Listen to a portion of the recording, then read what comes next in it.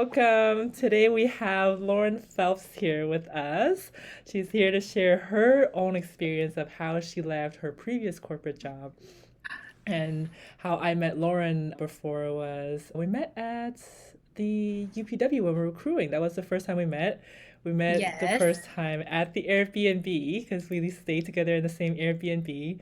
And then before we Yes. even met in person, we were in a group chat with everybody who were going to stay together.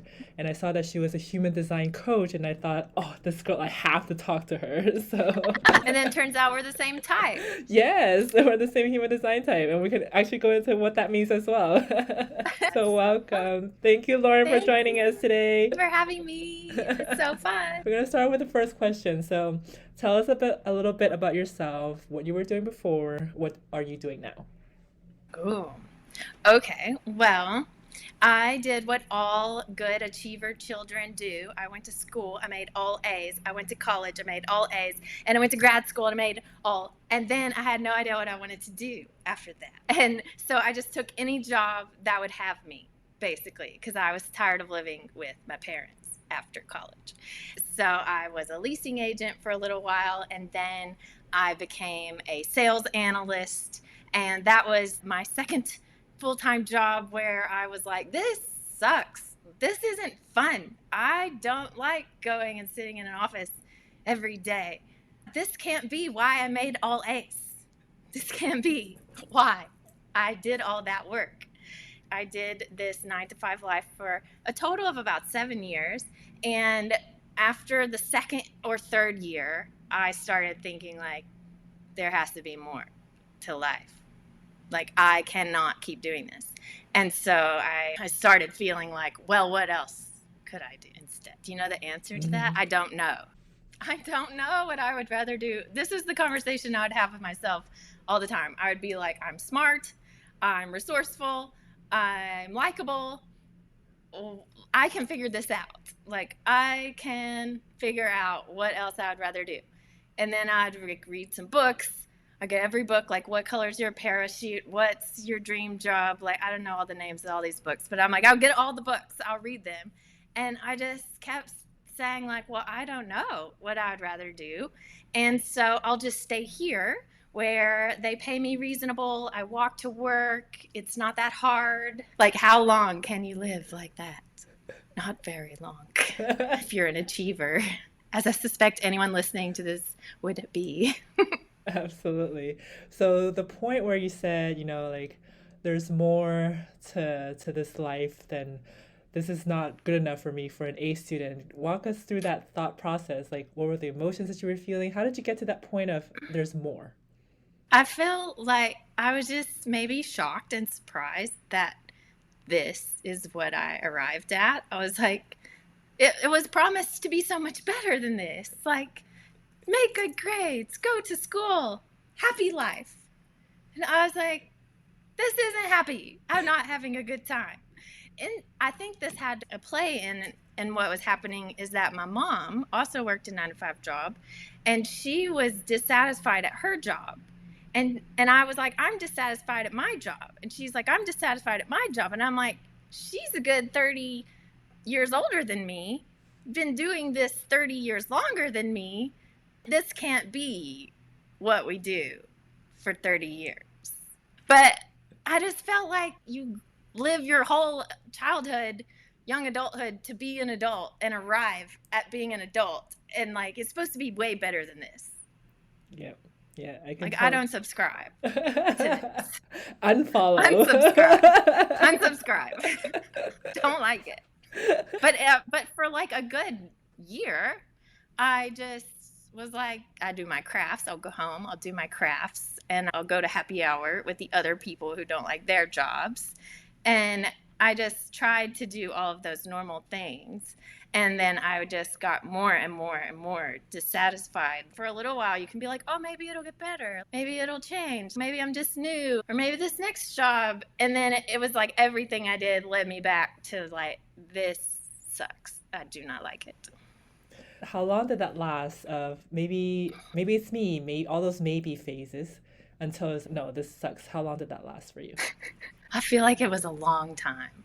Okay, so I was like at my first job for like a year. I switched jobs. Okay, it's just the job. So I switched jobs. And I get this job. It has better qualities. They like buy me lunch sometimes. There's sometimes dinners. There's sometimes I even met some like celebrity. I'm like, who are they? I don't know who they are now. Like, it was with like a major company. I went through that phase of trying to find the good, and sometimes the good is there, and sometimes they're like, maybe there's more out there to life. And I feel like that went on like a solid year. And then after like a year, I'm like, no, this is never going to get better. It's like, you should probably find a new job. And then I thought to myself, well, a new job will also be boring unless you discover this passion that you're supposed to find. You're supposed to be finding your passion if you're an adult. And so I think for a year or 2 years, I didn't know what my outcome would be. Like, I thought the only outcome was to get another job. And so I was in this messy middle of stay at this job, get another job, stay at this job, get another job. And I just had this feeling like, well, another job will be the same. Like, the goal is to figure out what you want to be doing. And then that's where the books came, and that's where eventually the coach came. Imagine where the story is going. So walk us through that process. So what happened after you read the books, and then how did you find that passion for you? Well, I read the books. I did not find any answers in the books. I don't know what I found in the books. It would be so fun to revisit that version of me and wonder what she found. But somewhere in my head, I was like, let me get someone to help me. Let me get a coach or a therapist or someone to help me.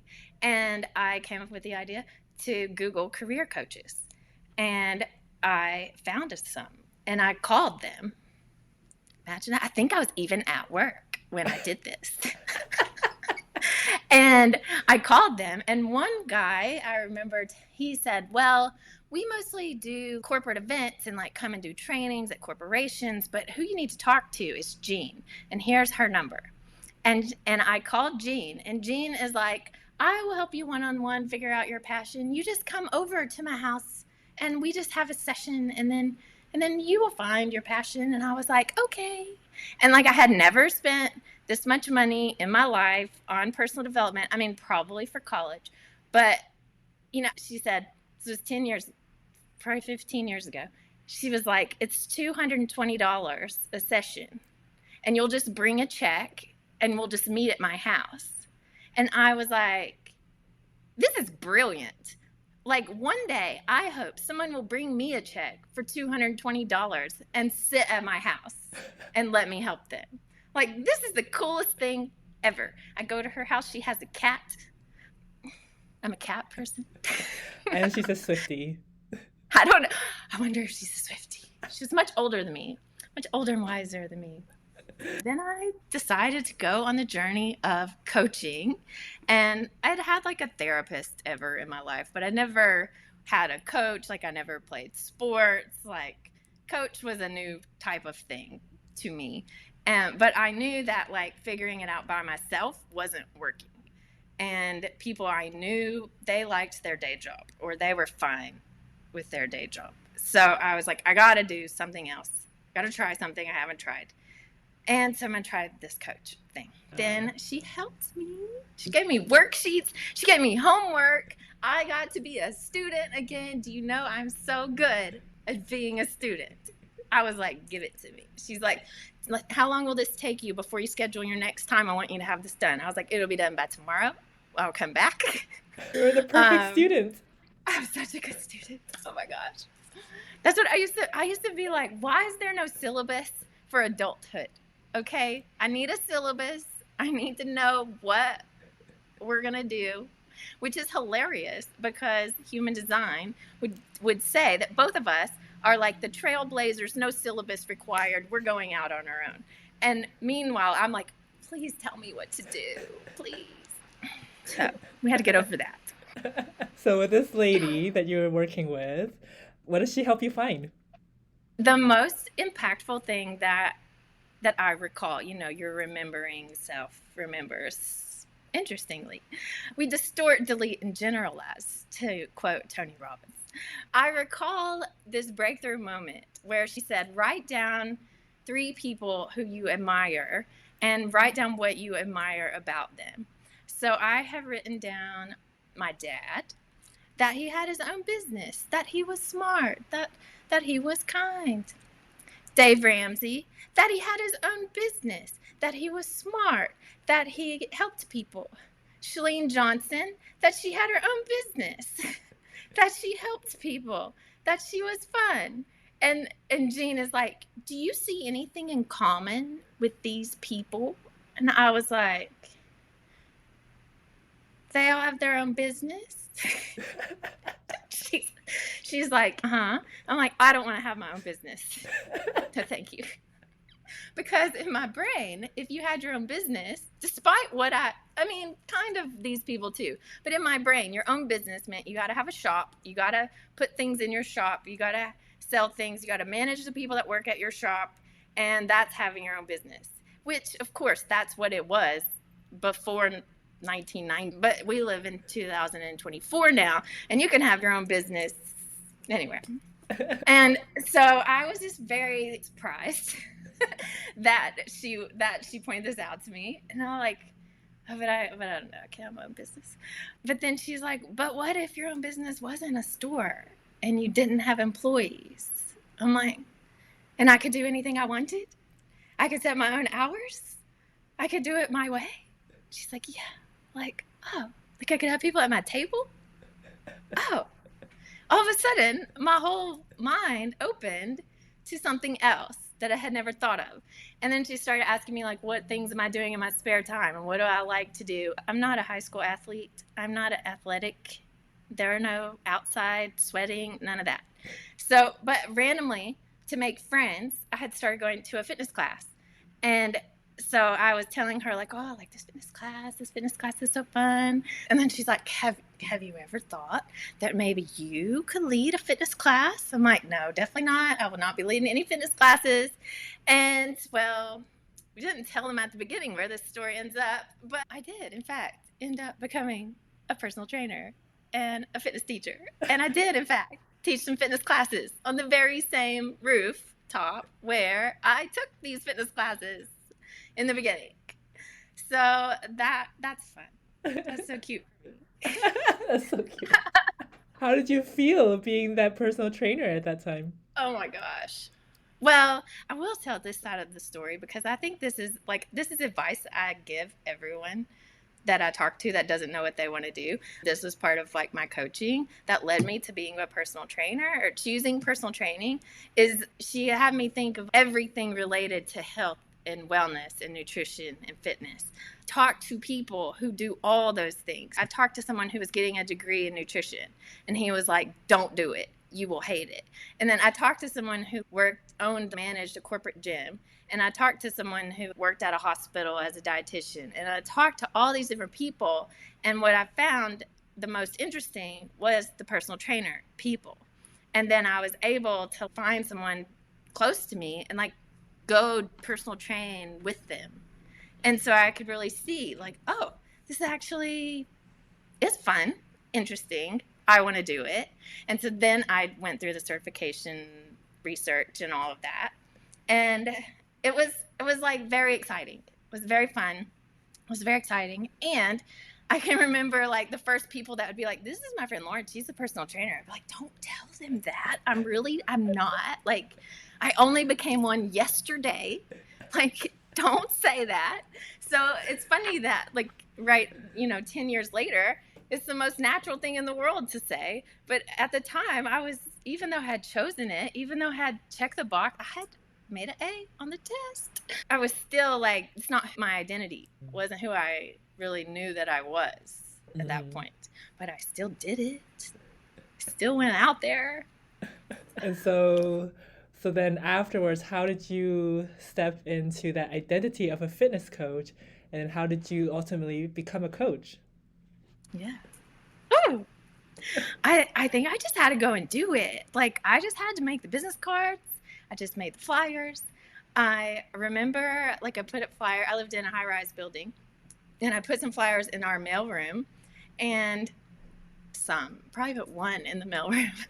But someone called me from the flyer, and I remember going to the gym. Like, I had some gym friends separate from this on a Sunday, and I was like, guys, tomorrow I have my first client, and I think I'm supposed to get them to sign these waivers and things.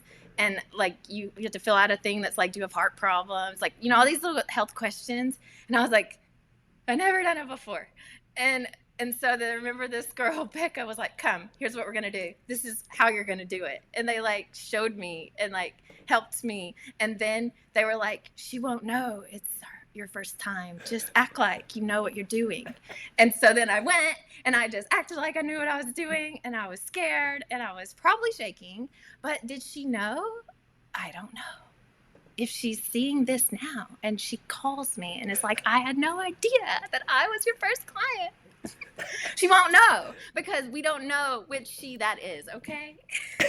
The person who saw the flyer. Person who saw my flyer in 2014. Oh my gosh. But I just had to go. And like, I remember a lot of times it helped me to remember that no one else knows how this is supposed to go. Unless you are someone who goes to many personal trainers and compares how they treat you and how they do their intake form. And unless you have gone to many, you don't know. Probably 80% of people I ever helped, I was their first personal trainer. So they don't know how it's supposed to be. Also, there's probably no supposed to be's. Like, it's fine. Everybody has their own ways of doing things. And so I had to remind myself a lot, especially in group fitness. Like, if I missed a cue or I didn't hear the bell and I didn't change the moves, they don't know. They're just trying not to die from doing burpees. They're okay. So you went from your last job was at not the leasing office, but the sales position, right? Yeah. So you went from the sales position to talking to the lady that you called up to a company that they even offer at the time, I guess, one-on-one coaching. And then they're like, oh yeah, talk to that lady. And then you found a one-on-one coach that Yeah. helped you find your gifts. And then now she opened you up to the idea of doing business differently. And then now you're kind of in business as a personal trainer. How did you Literally. navigate that business, being a new business owner? What made you put out flyers? Like, how did you navigate all that? It's such a good question. I wish I had taken notes and kept them, because when I think back about it, I'm like, she was so brave. Look at her. How did this happen? And I think part of it is I just jumped in and I just was like, I'm just going to try it. So I'm like, who from my old job is listening to this? When I'm not busy at work, I'm just going to make a flyer on the computer at work. And then when I get home, I'm going to put it up and I'm just going to see what happens. And I'm just going to start. I started a Saturday workout because I still have my job. You guys, I did not quit my job for a while, I'll tell you. On Saturday, I'm going to do an outside boot camp by the river. So now I have made signs. It's $10. Just come. It's by the river. I would have like 5 to 10 people every Saturday coming to the river to do fitness. It's pretty. It's outside till it was winter.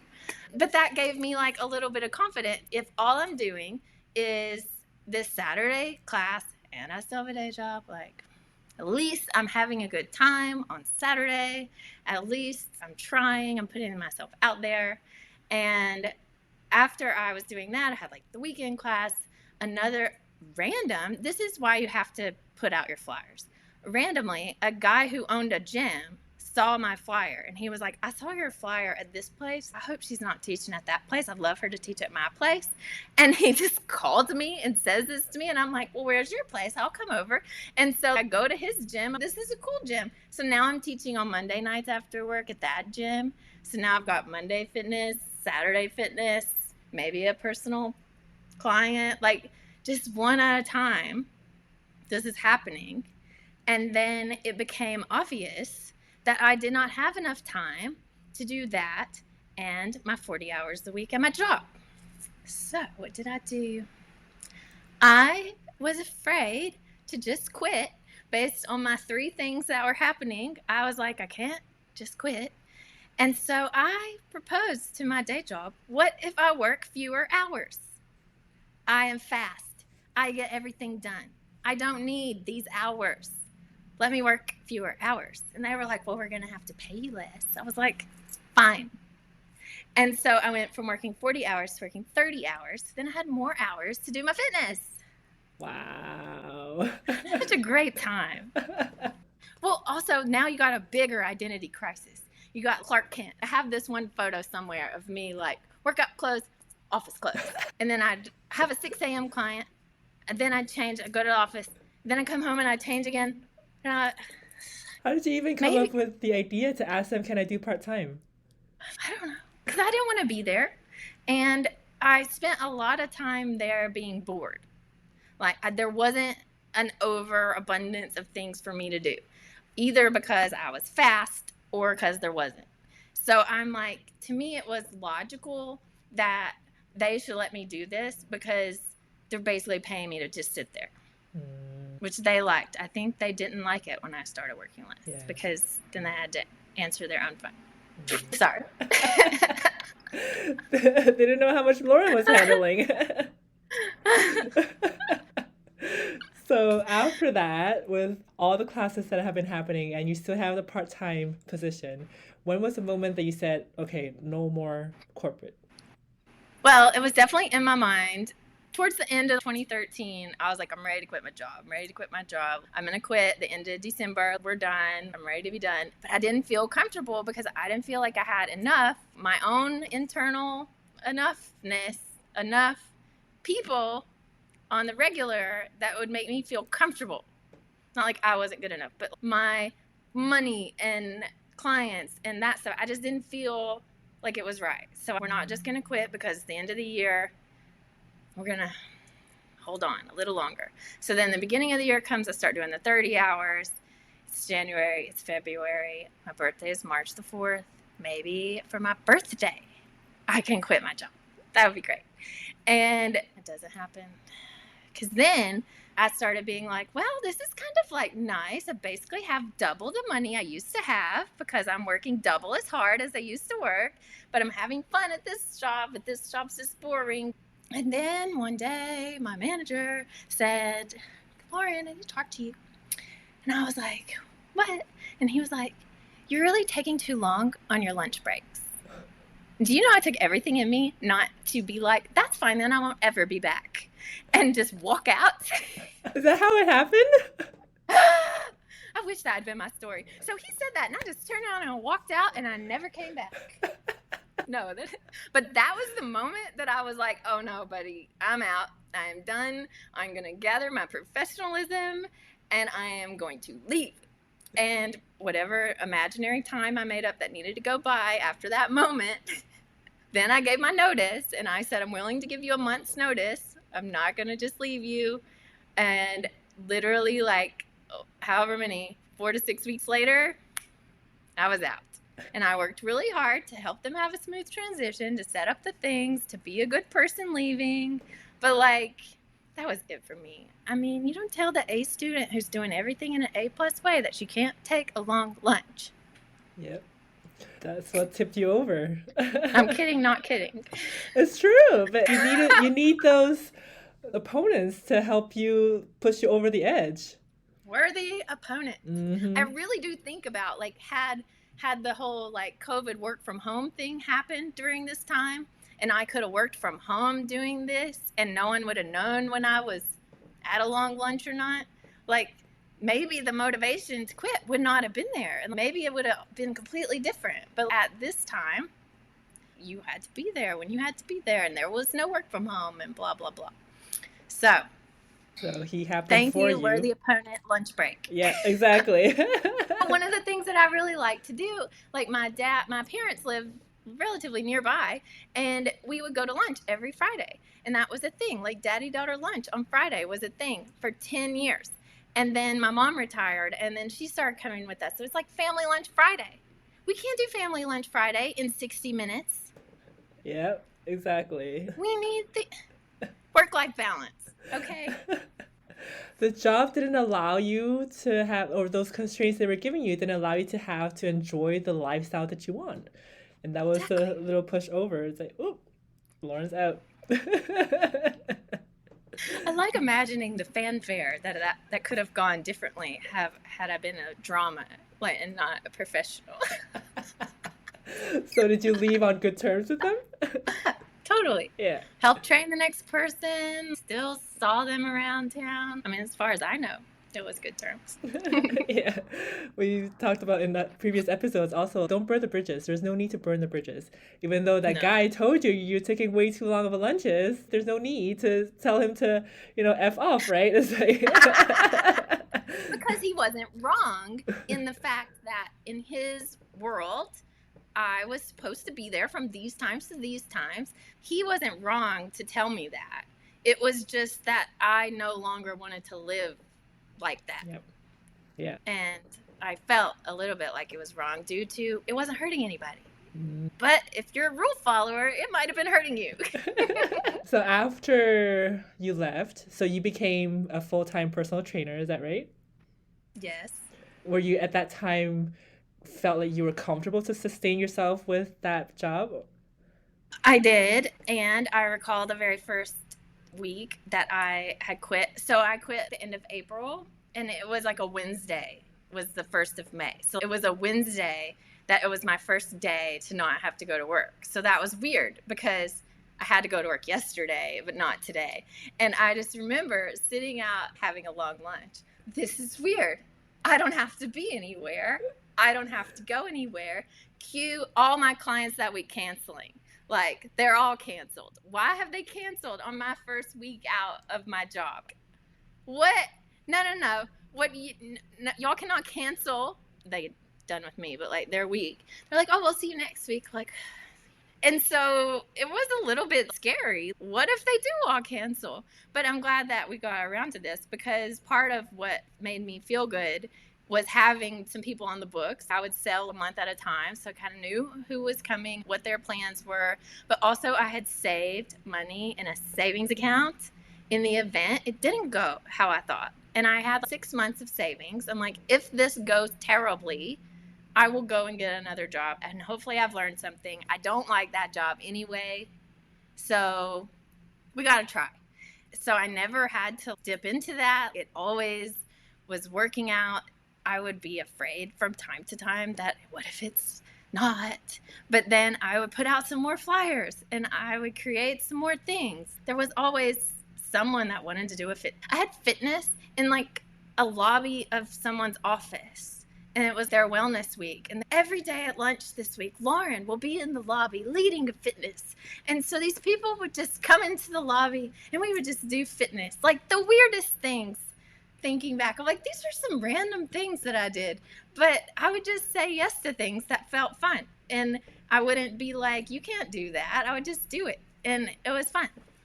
What I made had a good time. you to do that? Like, to me, I would have been scared to just put out things that I don't know if that was a trend back then to do that, to put out flyers that way. What made you to do something like that? I mean, I think about now, so over the years, I've become more of an accountability coach and a mindset coach and lifestyle coach, like on the internet. And it's a totally different thing than this flyers in person type of thing. And I think the reason that I thought of it was because I was offering an in person service. And so I'm only really reaching people who are less than 30 minutes drive from me. You're probably not trekking to your personal trainer. There's many everywhere. And so where I lived in a downtown area, there were lots of apartment buildings, there were lots of office buildings, there were lots of little sandwich shops. And so I would just put my little flyers and be like, can I have my flyer here? And they would be like, sure. And who knows, sometimes they threw them out or one person saw them. And a friend of mine was like, I'll put up your flyers at my work. And then I had a few people call me from her work. And it was like the proximity of, yeah, I want to get in shape and have a trainer. I don't want to have to drive all over town to do that. So I think that it was really obvious to do things like flyers. Whereas today, I couldn't tell you the last time I put out a flyer because I see myself as like online. Now we have online But flyers. now, maybe I'll go and I'll put out some flyers just to see what happens. That's so true. Nobody does that anymore. I know. They'll be like, wow, I haven't seen this since 2000. I That's a like her. really good idea. Yeah, I will too. I'll report back. Yeah, that's awesome. And looking back with your freedom, how did you enjoy your freedom afterwards? Were you still working full time? Mm. I definitely worked. I felt like I worked a lot. Like it was different kind of effort. Like it wasn't sit at the desk and maybe do something or maybe not. It was full on one-to-one with people. And so probably at the height of it, I would have like 3 clients in the morning, like that's like 3 hours, 3 clients in the afternoon, go teach a group fitness. And I started feeling like, whoa, 7 is too many for one day. And then that's where I'll start to see like, oh, do I want to do this forever? Is this sustainable of my energy? I don't know. But for a year or two, it was really fun. Oh my God, more clients? Yes. I can get you this spot right here. I have this one little area. You can have this spot. And it was just fun. I met all kinds of people, met all kinds of groups. It was a good time. So I feel like I worked a lot more because then you got to write the plans for them to do. You got to check in with them. You got to make your flyers and go around and put them out. So I felt like I worked more doing this than I did in my job. I definitely worked harder, but I liked it. Yeah, So I did not care. that's the difference. It was the liking it versus feeling like this is boring. How often do we put more time in things that we love to do, and it doesn't feel like the time's passing by? No, like this, like talking to Suzanne, Seriously. making friends. I love friends. And so, from fitness coaching, personal trainer, how did it happen that you became a human design coach? A lot of different things happened to lead me in a lot of other directions, and none of them sound as concise as my original fitness coach, personal trainer story. Like that made logical sense to everyone in the world, and then it got all over the place because even while I was doing that, I would have people like, "Oh, I'd love to work with you, but I'm over in this part of town. Like it just doesn't work." And I don't remember if I randomly thought of this myself or if I had a coach that I was talking to on the phone. That's more logical. My personal coach that I would talk to on the phone. And then I was like, I could just talk to people on the phone too. Cue dining room table moment. And someone told me, I can't really travel to you, but I'd love to work with you. And I was like, well, we can do phone sessions, 30 minutes once a week, same deal. And so then I called that accountability coaching. And then I started to tell people, well, if you don't want to come to see me, I do accountability coaching. And then that's where it just all started like going all over the place. Well, maybe I can help you with just anything you need. Just call it coaching. What do you need? What should I help you with? Do you want to help quit your job? Do you want accountability fitness? What do you want? And then I got into human design, and that is its own like woo woo personality meets astrology tests meets fascinating. I don't even know. And so then I just started like secretly, not really secretly. This is what I said on another call, and you were like, Lauren, you're sounding creepy with your witchy witch talk. Please But explain to our audience what human design is. if you get your birthday and a time and a place, you put it into this website and it gives you a chart, and that's called human design. And in a combination of your birth time, where the planets are, astrology, it's like a system like you've heard of Myers-Briggs or Enneagram, but this is based on your birth time. So that's what makes it different. You don't self-identify through questions. You just have your time. And so I got really fascinated with this personally, and me and my little friends would be like, did you hear about human design? Did you hear? And so then I was having so much fun with it that I started to ask people I was working with, my clients, I'm like, can you tell me your birth time? And then I would like secretly find their chart and be like, have you ever thought of this or that? And they'd be like, how did you know that? I'd be like, I don't know. And I'm like, I was just playing. I was just playing with it because I didn't know. Sometimes things are not just scientifically proven out there for you if you like science. I don't. Give me an experience. You said this and I agree. Okay, cool. Let me read it about you. You agree? Oh, okay, cool. Like, I don't care where it came from. That's just my type. I know now. So I started to really get involved in what human design could help you with, the biggest thing being decision making. So, of course, as a coach, I field problems and decision making with people all the time. And as a good coach, I will try to get them to come up with the answer, right? I'm not going to tell them the answer. But human design gave me like a framework to ask better questions for each person. And so then I could find out the way they're actually designed to make decisions and the way their energy actually works for communicating and for getting the things that they want or for what they might have strengths in. It's all right there in their chart. And I can just read it. It's interesting. Oh my God, I'm gonna have to take some sessions with you. I would love to do I know. that. So for a little while, I was doing guides. Let me tell you the top things about your chart. I'll make you a pretty guide. It was pretty. I liked that. And then I didn't do that. Then I would just do some. I did some dating coaching with human design. I would have this guy. He created it. This guy. He was like, Lauren, I want dating coaching with human design. I was like, I'm here for it.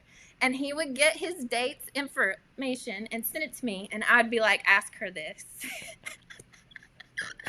It was so fun. It only happened once. If anybody wants to revive that, dating coaching with human design, I'm here for it. That's what 2024 is going to be about. We discovered it right here. I think that would be amazing, an amazing idea. Just cut all that rapport building time and then go straight to how they're made and then speak to them in the language that they understand, right? That's the thing. Even with just friends, just knowing human design about your friends, you can just bypass a lot of drama because you can know how, like, if you're not living in alignment, it's hard to make this work. And so the goal is to find your way to that alignment. And for us, it's peace. And so the more we're focusing on what's peaceful, the better all this other stuff works. And for other people, it might be satisfaction or success. But when you really do that, everything works better. And you don't have to explain it. You don't have to be like, why did you not like a day job? I'm like, because it made me feel not peaceful. It made me angry. I don't have to say, oh, it's because of the long lunches. It's because of this. It's because of this. It comes back to our feelings.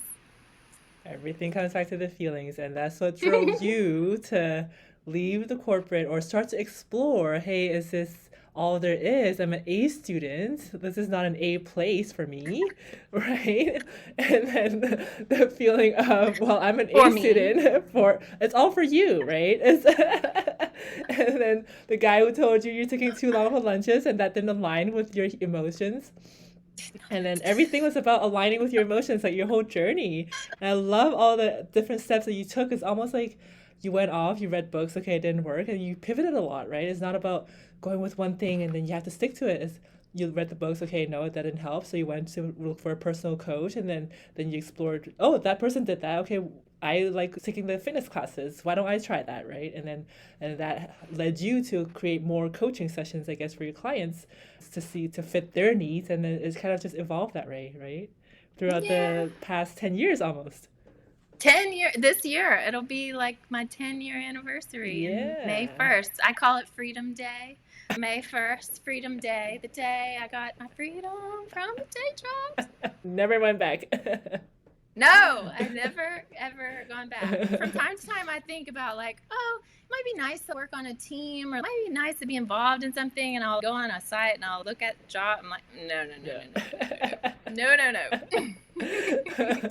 For me, when I was in the business and building my business, every time I hit a snag, like for me in real estate, it's like, oh, that person's not responding to my call. I need his signature. He's not answering. For me, every time it's like I hit an obstacle, I tell myself, do I want to go back to the office? Nope.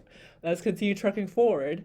So for you, Lauren, how did you get over those humps of the obstacles in entrepreneurship?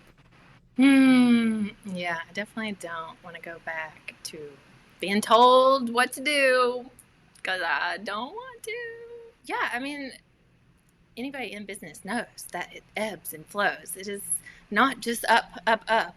It is like a roller coaster of emotional learning and things you didn't know were going to happen. And like there was a time where the gym where I was training all my clients, making all my good, happy money, and they were like, you can't train here anymore. And I was like, what are we going to do now? And so it's like there's all these different things that come up and that happen that you have to work through, and it can be hard, and it can be, well, sure would be easier if somebody just handed me a paycheck for sitting at this desk. But then you want to die. So very interesting. Like, people would tell me, you're so brave. That's so amazing that you did that. I could never do that. And kind of what you asked earlier, like, I didn't have a real good answer for why was I brave? I didn't feel you are brave, you can do it. I just felt like it's not an option. I literally used to say I felt like a cat who had to go in her cage all day. And the cat just had to sit in the cage all day. And then she could go out at night, and then she had to come back. And people aren't meant to do that. And we all numb our feelings and do that from time to time. We'll get by with a cocktail and Netflix, but it's not the kind of life I want to live. And I think the fact that it was happening when I was 25, 26, 27, I felt so young. Not that I'm not young now, but I felt so young to, like, this is what you're going to look forward to? It wasn't like I had this discovery when I was 60. Oh, we only have a few more years till retirement. Just stick with it. It was like, it was just starting. It was like, this can't be my life. Yeah. It cannot. It's almost like I just got chills down my spine. Like it's almost like we're not made to just settle.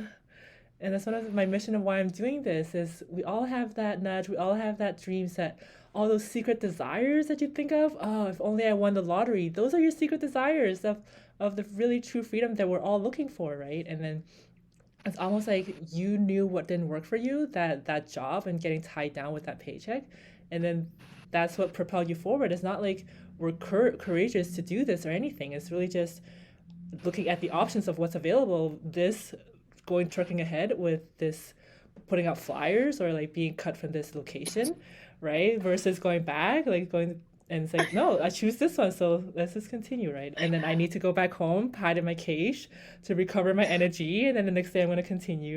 I mean, I just thought of, okay, I have to do this, I have to do something, and the worst case scenario is I have to use my savings and I have to go back to a job.